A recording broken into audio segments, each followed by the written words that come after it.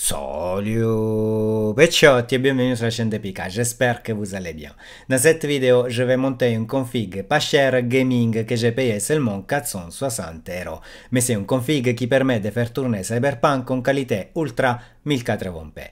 Le but de cette vidéo n'est pas vous montrer le montage de la config et non plus savoir que je vais vous offrir cette config, mais plutôt vous partager mes astuces pour faire une économie d'argent sur les composants plus chers et vous faire comprendre qu'il n'y a pas besoin de dépenser beaucoup d'argent pour jouer en 1080p de façon correcte sur PC, mais aussi en 1440p parce que cette config réserve de belles surprises.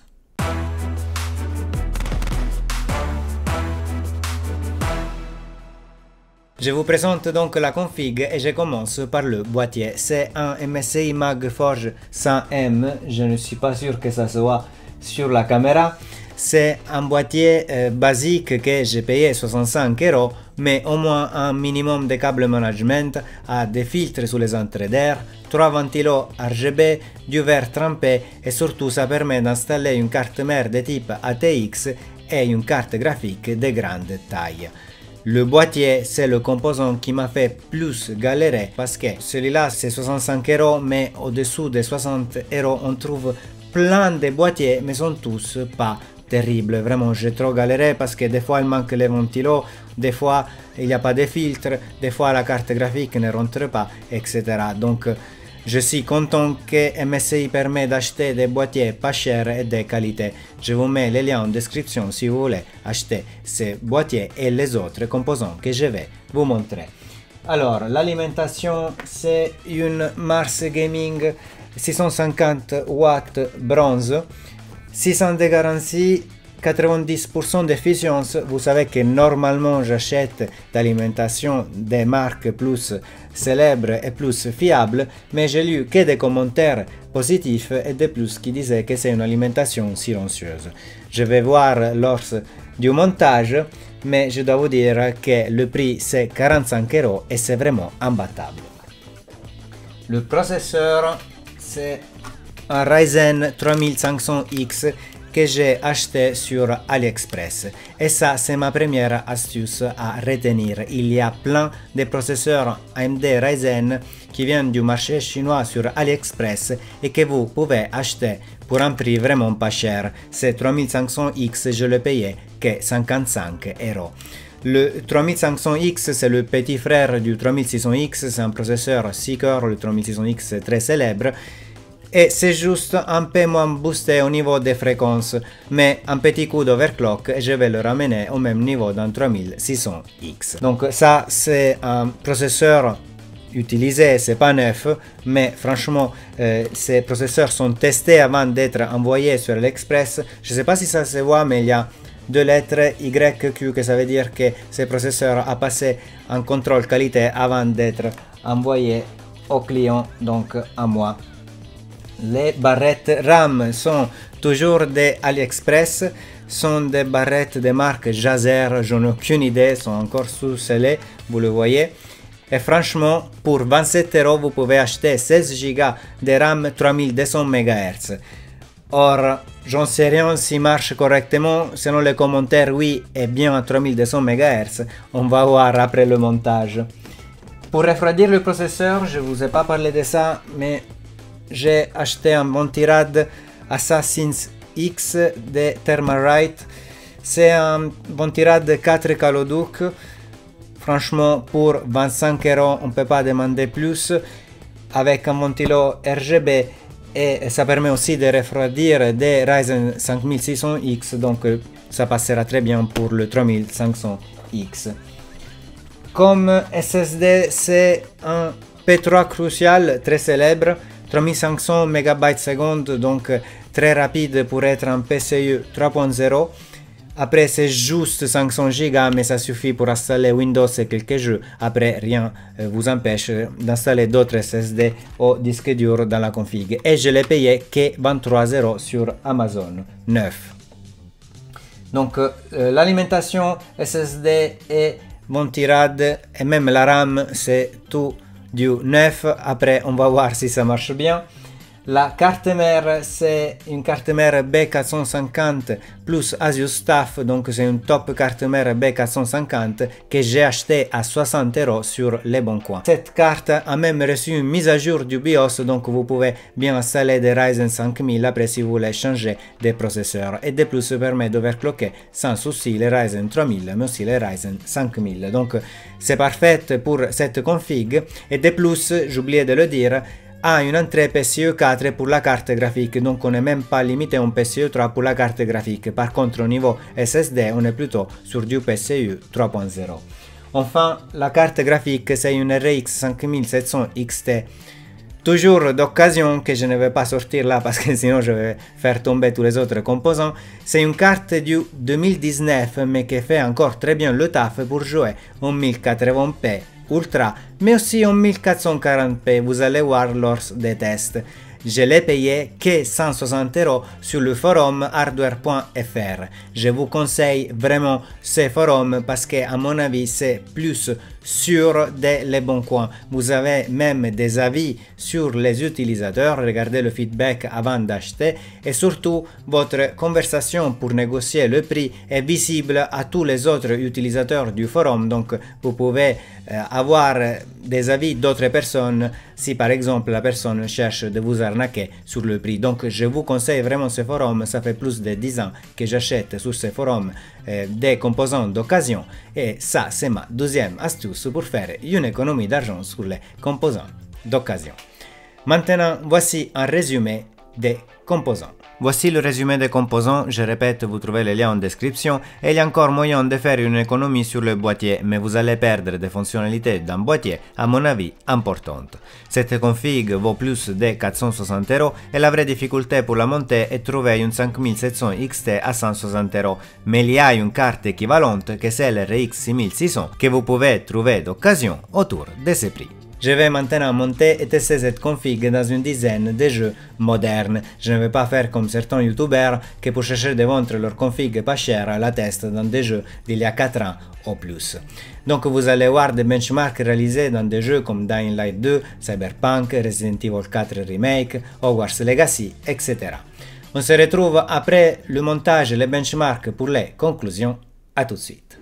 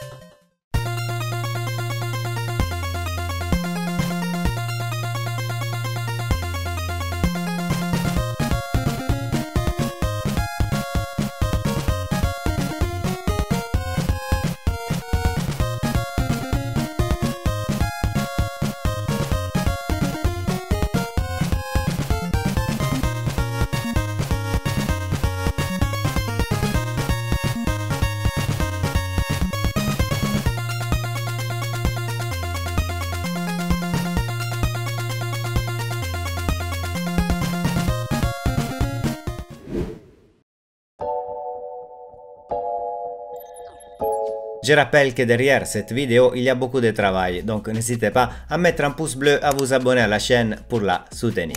Et maintenant, passons aux conclusions.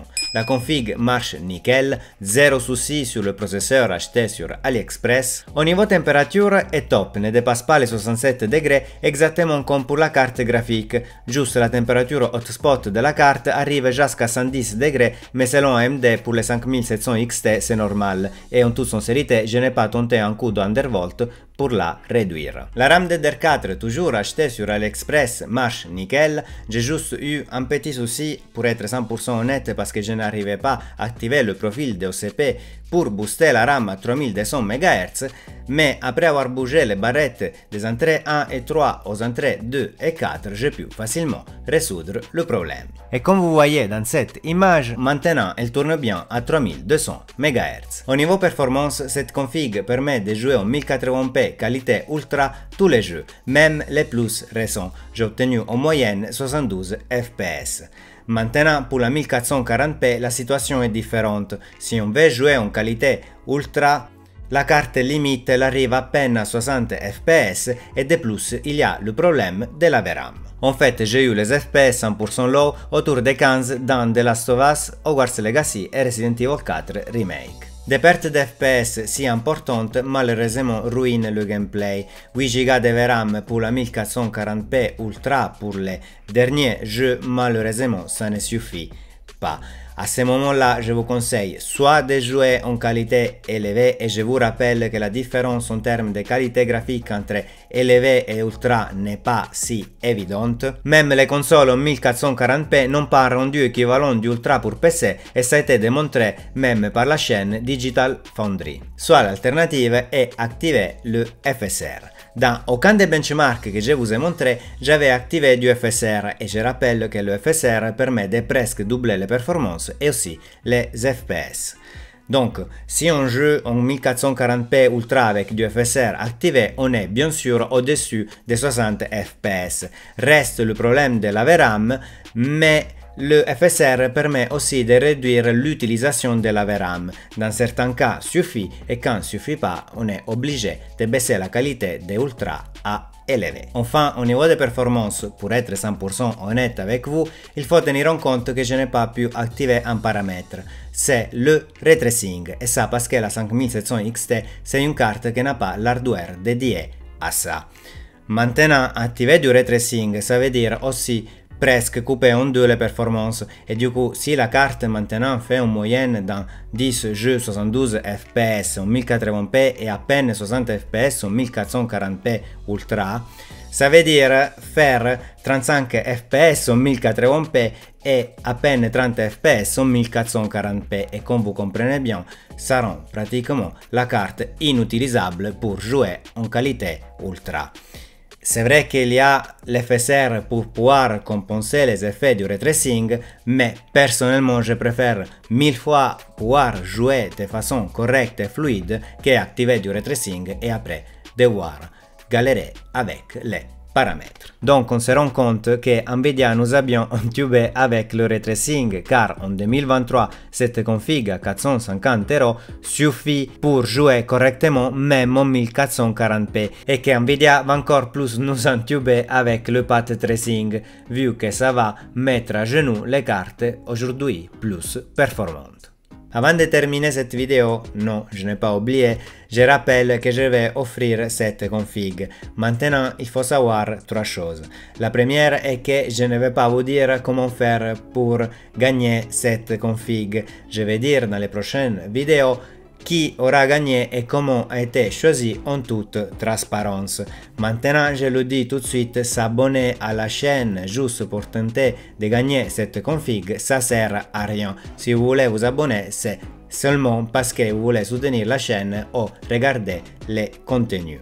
Deuxième chose, si vous gagnez cette config et vous en avez pas un vrai besoin, n'hésitez pas à le dire parce que je préfère donner, plutôt offrir cette config à qui a un vrai besoin. Et troisième chose, pour des problèmes de logistique, je vais avoir du mal à envoyer cette config. Donc, pour me faciliter la tâche, ça serait vraiment idéal si vous pouvez passer sur Paris à la récupérer.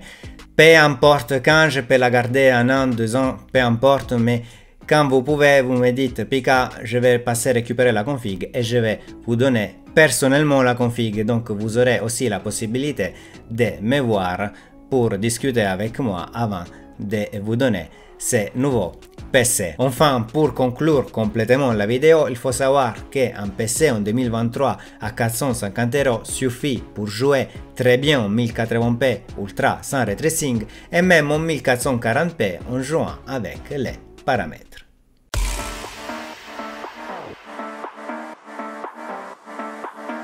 Qu'est-ce que vous en pensez de cette vidéo? Écrivez-le dans les commentaires, pouce bleu au passage, abonnez-vous pour ne pas rater mes prochaines vidéos de tests, news et conseils sur l'hardware et l'informatique.